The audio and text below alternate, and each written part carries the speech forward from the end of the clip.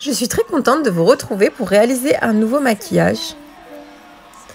J'ai commencé par appliquer une crème de chez Glam Glow et mon fond de teint Huda Beauty pour gagner du temps.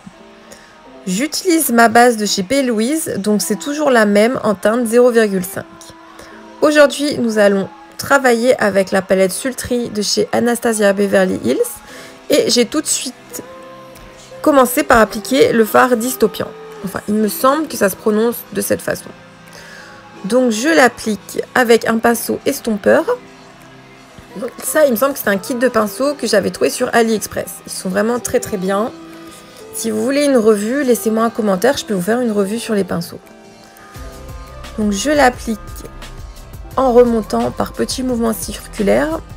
Cette étape est très importante, il faut que le maquillage soit très très fondu.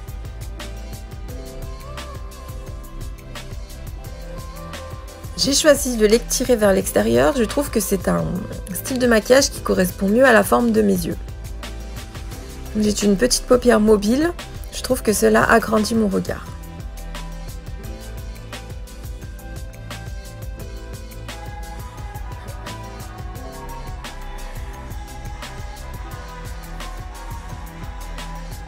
J'ai appliqué 2 fois de la matière et je l'ai bien estompé pour obtenir vraiment une couleur assez prononcée. Ensuite, nous prenons la couleur Bloom. C'est pour venir ajouter une petite touche de couleur à ce maquillage qui va être quand même assez sombre. Donc je le fonds avec le fard marron, toujours avec mon pinceau estompeur.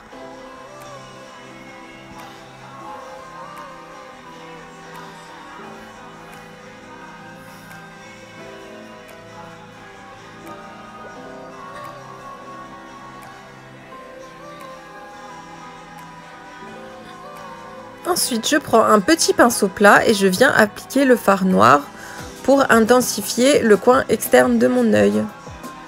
Et bien entendu, nous allons reprendre un pinceau estompeur pour l'estomper avec le fard marron déjà appliqué.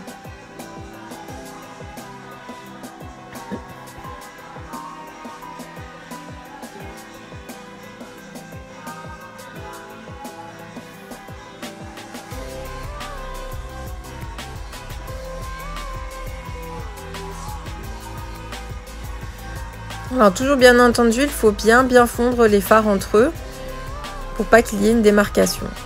Je reprends ma base pour venir redéfinir le coin interne de mon œil car nous allons venir appliquer un fard pailleté.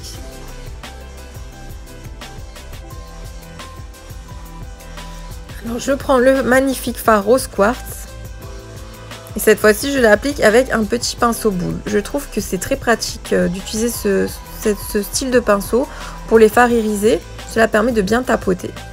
Je prends le fard twig et je l'applique entre le fard rose et le fard noir pour effectuer une transition. J'ai rajouté une pointe du fard steampunk. Je prends un crayon colle, donc celui-ci c'est un crayon colle noir de chez MAC. Et bien sûr, il faut le poudrer pour qu'il tienne toute la journée et ne pas qu'il file.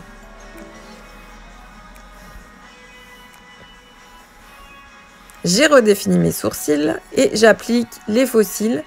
Donc ceux-ci sont des faux cils de chez AliExpress. Ils sont vraiment très jolis pour les maquillages assez chargés. En dessous de mes sourcils, je rajoute une pointe du fard Pearl. Et j'ai utilisé le fard Cyborg qui est un magnifique métallisé en coin interne de mon œil.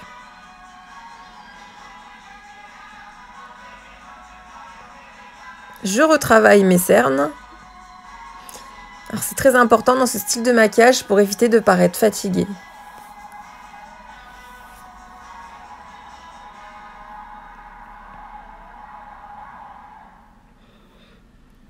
Je rajoute une pointe d'highlighter. Donc là c'est un highlighter de gel de chez Kiko. Il me semble que c'était une édition limitée. Il est vraiment très agréable à appliquer. Et je trouve que le rendu est très joli.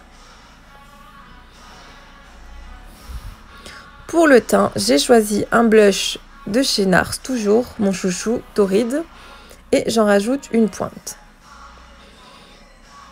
Alors dans ce style de maquillage, pas besoin de trop charger le teint. Je rajoute un gloss de chez Make Up Revolution en teinte rosée pour apporter un peu de fraîcheur au maquillage.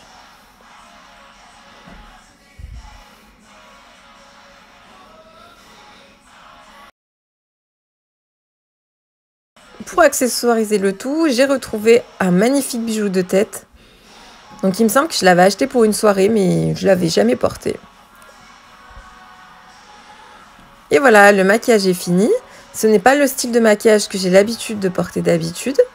N'hésitez pas à me donner votre avis et je vous dis à très vite.